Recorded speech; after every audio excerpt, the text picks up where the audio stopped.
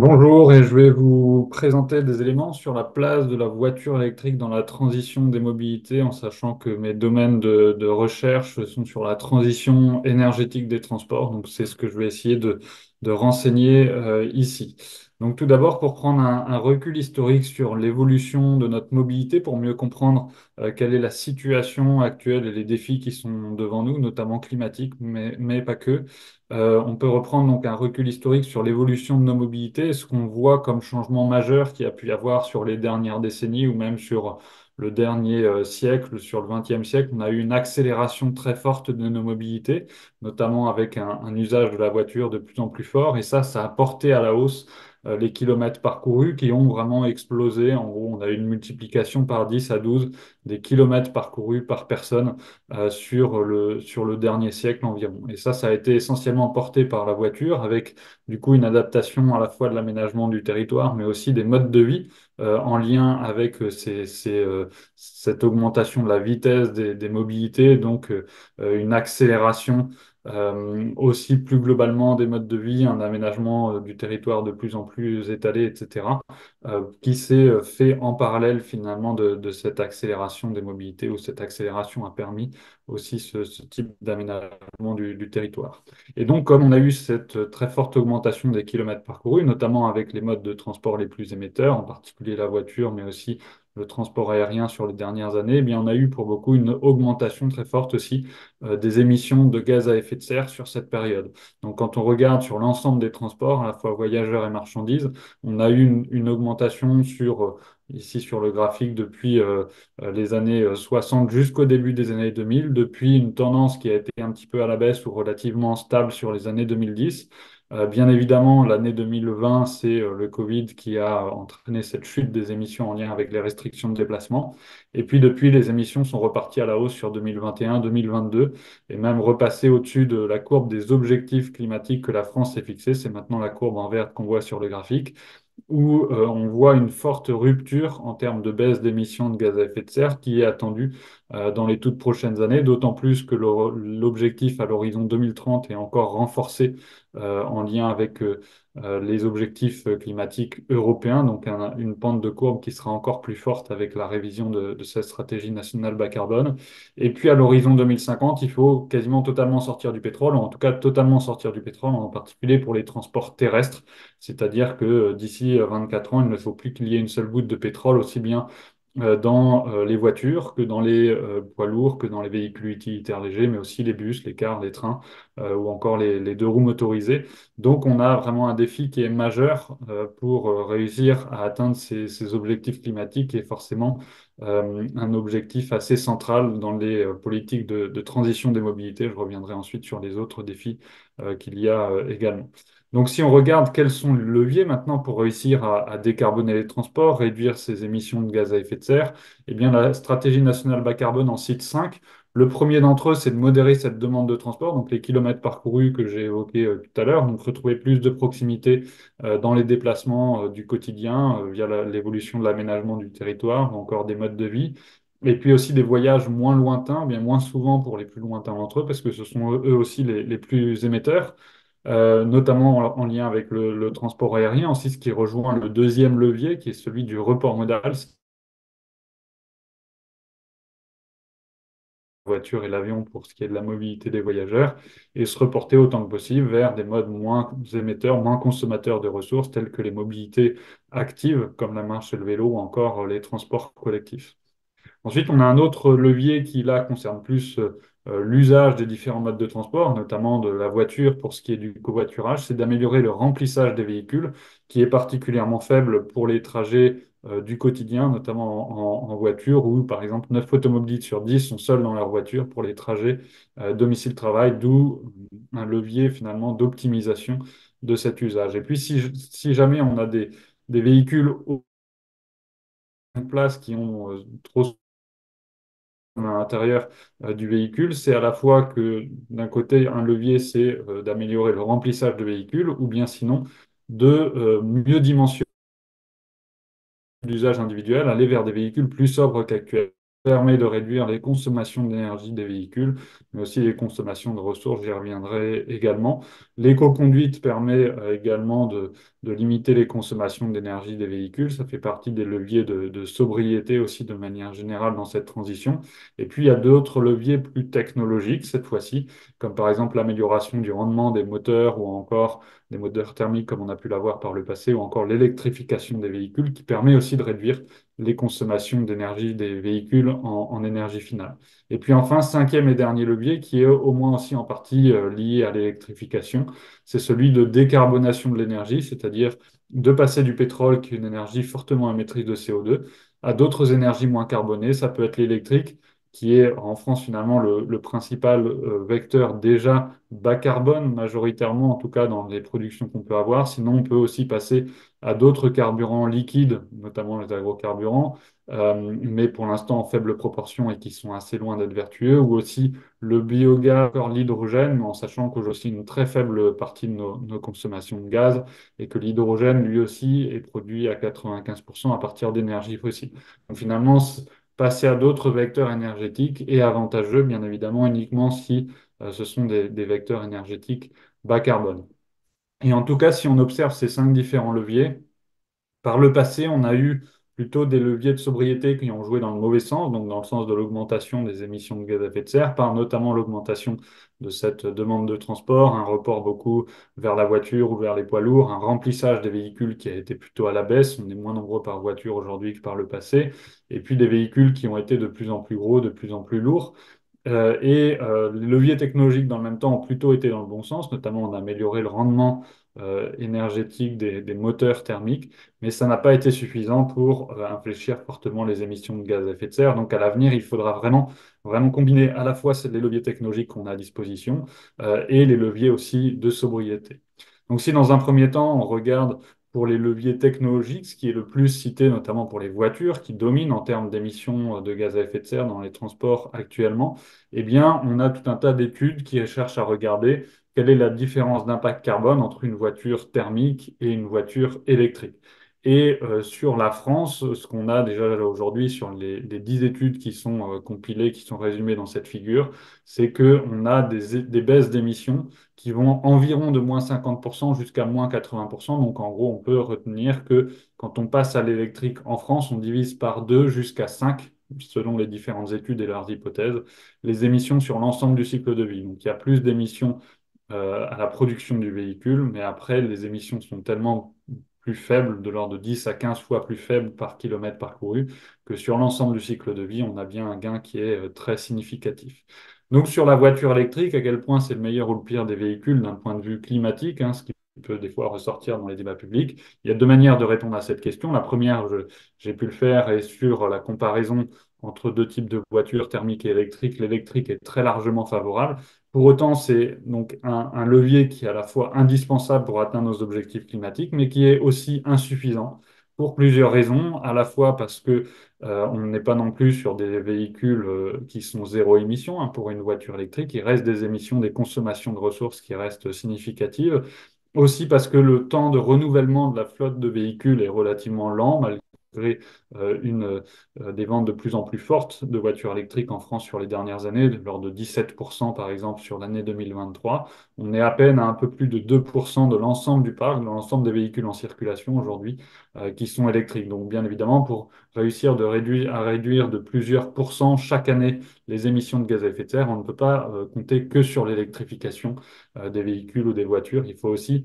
solliciter d'autres leviers de sobriété, par exemple, que j'ai pu évoquer. Et puis l'autre manière de voir aussi pourquoi c'est insuffisant et pourquoi il faut solliciter ces leviers de sobriété, c'est que si cette fois on compare la voiture électrique sur l'autre partie du graphique de droite désormais, avec d'autres types de véhicules plus sobres, où j'aurais pu mettre d'autres modes de transport plus sobres, tels que le train électrique, le bus électrique, ou là ici la mini-voiture électrique, le vélo mobile, le vélo assistance électrique, le vélo, eh bien évidemment la voiture électrique reste dans les modes de transport les plus impactants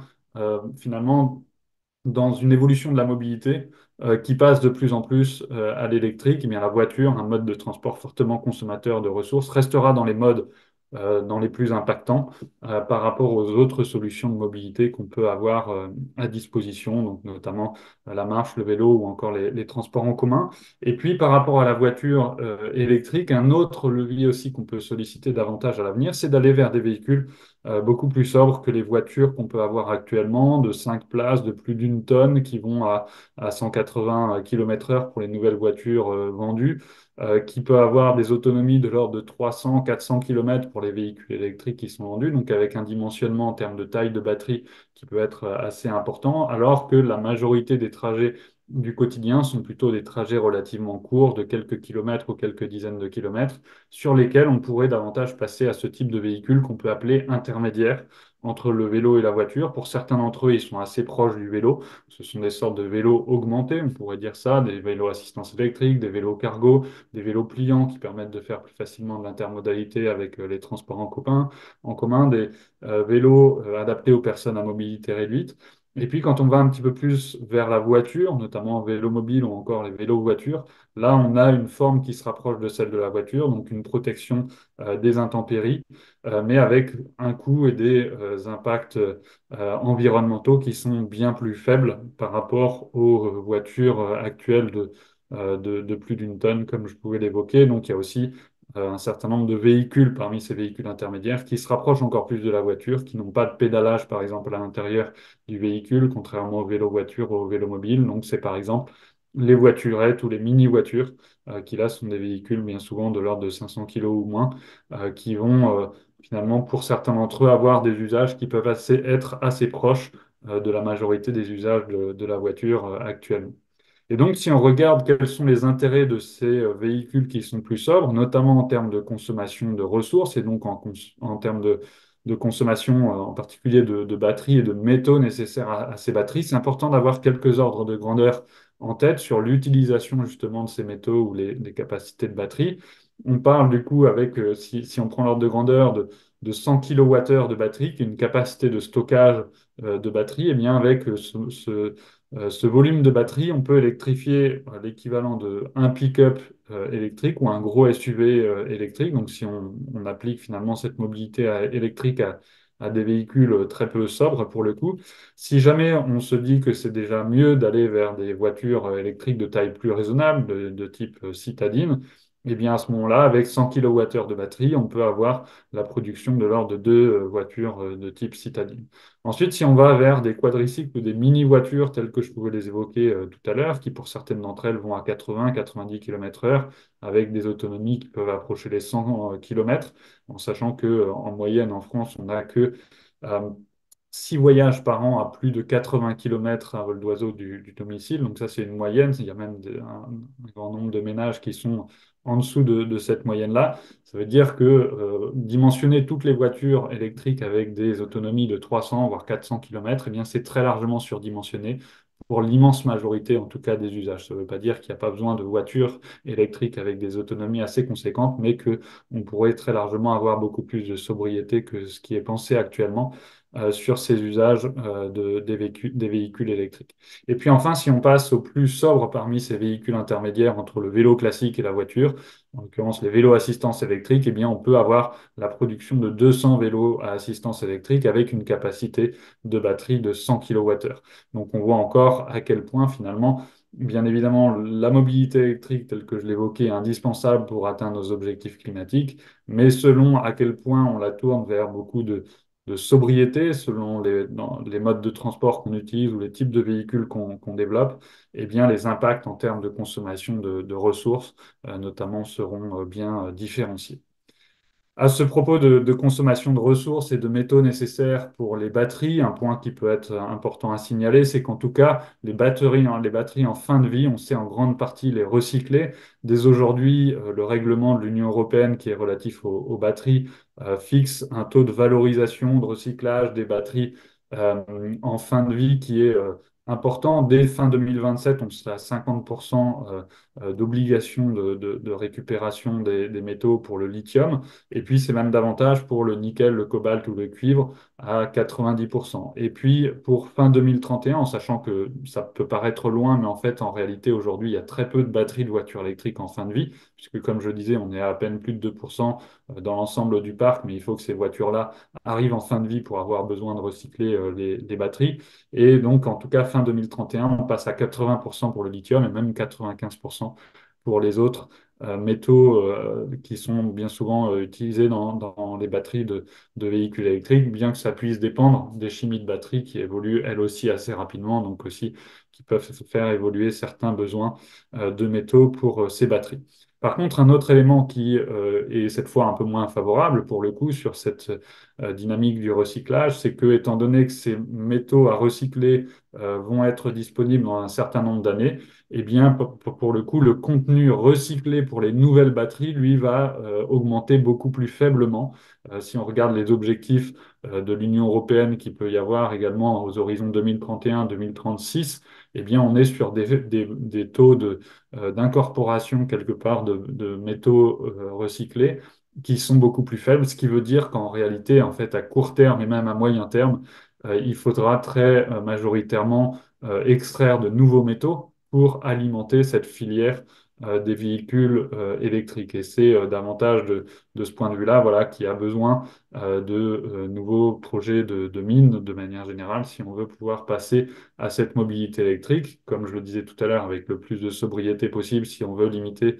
ces besoins de métaux. Mais en tout cas, quelque part, c'est un passage obligé pour le développement de cette mobilité électrique que de pouvoir avoir accès à des métaux qui, heureusement, en tout cas en fin de vie, pourront davantage rester dans une logique d'économie circulaire dans cette utilisation pour les transports. Contrairement quelque part à la voiture thermique ou à la mobilité thermique avec le pétrole, où la principale ressource en tension actuellement, qui est le pétrole, eh bien, n'est pas du tout recyclable. Quand on utilise le pétrole dans les voitures, eh bien, il est complètement perdu. On n'en récupère que du CO2 et de la pollution de l'air. Donc, en tout cas, on rentrera davantage dans une économie circulaire avec cette mobilité électrique. Désormais, un petit point sur les aspects plus de sobriété, au-delà du type de véhicule que j'ai pu évoquer tout à l'heure. Il faut penser la sobriété dans les mobilités aussi selon le type de déplacement ou de territoire dans lequel on vit ou dans lequel on développe les solutions de mobilité, en sachant que sur ce graphique, je vais vous montrer différents types de solutions de mobilité qui sont à privilégier pour aller vers des déplacements plus sobres selon les distances à parcourir. Donc là, ça va de 1 km jusqu'à 1000 km quand on regarde sur l'ordonnée du graphique. Donc on considère qu'on est sur des déplacements de longue distance au-delà des 80 km du domicile. Et puis selon les flux de déplacement ou selon la densité de population quelque part, eh bien ça ne peut pas être les mêmes solutions de mobilité à l'intérieur des plus grandes villes où il y a des flux de déplacement très forts, en comparaison, par exemple, de zones rurales où les flux de déplacement sont beaucoup moins élevés. Et donc,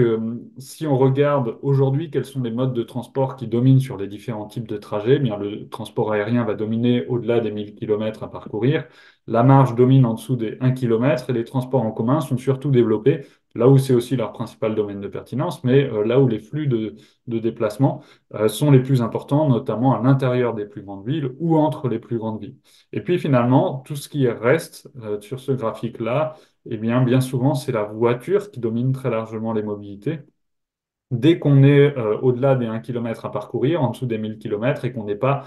dans des zones où les flux de déplacement sont suffisamment forts pour avoir déjà développé des transports en commun qui sont particulièrement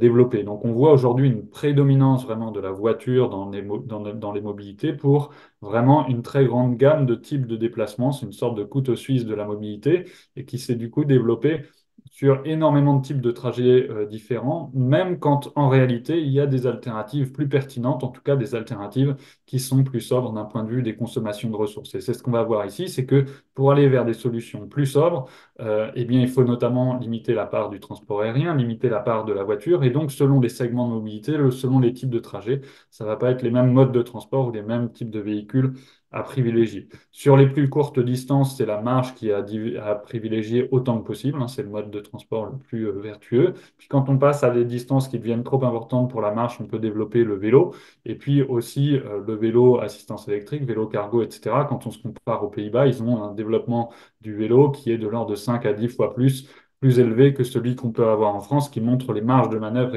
extrêmement fortes qu'on peut avoir de ce point de vue-là. Ensuite, quand on est sur des distances plus importantes et que les flux de déplacement sont suffisants, notamment dans les villes, entre les grandes villes, etc., mais on peut encore développer les transports en commun tout de même au-delà de ce qu'on a déjà pu faire jusqu'à maintenant, avec voilà, des transports qui sont plus efficaces d'un point de vue énergétique ou d'un point de vue des consommations de ressources. Et puis, quand on est sur ces distances trop élevées pour le vélo,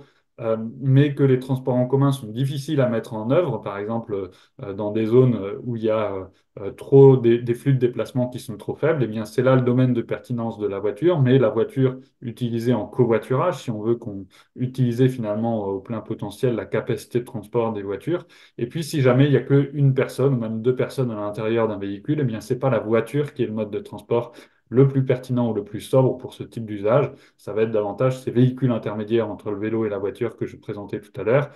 qui peuvent du coup mieux répondre notamment à des usages dans les zones peu denses, dans les zones rurales, etc., où aujourd'hui il y a assez peu d'alternatives à la voiture et où bien souvent la voiture est malgré tout assez surdimensionnée par rapport aux usages réels qui peuvent en être faits. Et puis après, sur longue distance, c'est aussi développer l'autopartage pour pouvoir finalement limiter le nombre de voitures en circulation, mais qu'elles soient plus facilement partagées, notamment pour les personnes qui n'ont pas de voiture au quotidien, mais qui ponctuellement peuvent avoir besoin d'une voiture pour certains types de déplacements. Développer aussi l'intermodalité avec les transports en commun et puis sur encore plus longue distance, même si c'est moins le sujet ici, en tout cas d'avoir plus de sobriété dans le transport aérien parce qu'il y a peu d'alternatives sur des distances aussi longues pour remplacer le transport aérien. Donc revoir aussi le type de voyage ou de mode de transport utilisé sur ces déplacements. Donc ça, c'est différents types de leviers de sobriété. Et si on veut regarder quel est aussi leur intérêt, eh bien, il faut prendre en compte qu'au-delà des enjeux du changement climatique, il y a de nombreux impacts environnementaux, sociaux ou encore sanitaires de nos mobilités. Et que si on veut réussir à tous les prendre en compte, il va falloir combiner les différents leviers, parce qu'au-delà donc du changement climatique, il y a des enjeux en termes de pollution de l'air, des enjeux en termes de consommation de ressources, j'en ai un petit peu parlé, des enjeux en termes de consommation d'espace, parce que notamment la voiture prend beaucoup d'espace en ville ou aussi d'espace naturel et donc des impacts aussi sur la biodiversité. Il y a aussi des enjeux de santé qui ne se limitent pas à la pollution de l'air, il y a aussi des enjeux en termes de pollution sonore qui sont très forts, des enjeux en termes d'accidentalité, notamment routière, des enjeux en termes de sédentarité, d'inactivité physique, parce que nos corps ne bougent pas assez. Et puis des enjeux, bien évidemment, dans cette transition en termes d'inégalité sociale ou encore territoriale pour l'accès à la mobilité, et donc un besoin de prendre en compte ces différents enjeux dans la transition. Et si on regarde, comme je le mettais tout à l'heure, finalement les cinq différents leviers de modération de la demande de transport, de report modal, d'amélioration du remplissage des véhicules, de baisse des consommations énergétiques ou encore de baisse de l'intensité carbone de l'énergie, à quel point ils permettent de répondre aux l'électrique est la meilleure des technologies alternatives au pétrole pour les véhicules routiers, hein. Les autres sont soit pas à l'échelle, soit pas spécialement vertueuses d'un point de vue des gaz à effet de serre ou d'autres d'impacts environnementaux. Eh bien, l'électrique, en tout cas, au-delà des thématiques que j'ai pu évoquer, aussi des gains en termes de pollution sonore. Par contre, il y a d'autres impacts que ça ne va pas changer, que ça ne va pas résoudre, d'autres impacts de la voiture thermique que ça ne va pas résoudre. Par exemple, la consommation d'espace. Une voiture électrique prend autant d'espace une voiture thermique. En termes d'accidentalité ou encore de sédentarité, d'inactivité physique, on est aussi sur des impacts qui sont assez similaires. Et puis, le sujet particulier sur lequel il y a davantage d'impact avec l'électrique par rapport au pétrole, c'est sur la question des consommations de métaux. Alors, pour autant, ça ne veut pas dire que la voiture thermique n'a pas d'impact en termes de consommation de métaux, hein. C'est déjà plus d'une tonne de métaux, une voiture thermique. Là, c'est plus des impacts en termes de certains métaux voilà, plus critiques qu'il peut y avoir nécessaires pour les batteries. Comme je disais, ils seront aussi en grande partie recyclable. Et il ne faut pas oublier que ça vient remplacer aussi un grand nombre d'impacts en lien aussi avec l'extraction de pétrole qu'on importe à 99% en France, mais il y a aussi des impacts très forts de ce point de vue-là qu'on vient aussi dans le même temps eh bien, supprimer ou fortement réduire, en tout cas en sortant du pétrole dans le secteur des transports. Donc ça, c'est du côté du point de vue des solutions technologiques. Donc, ce qu'on voit, c'est qu'en tout cas, ça ne répond pas à l'ensemble des leviers de transition.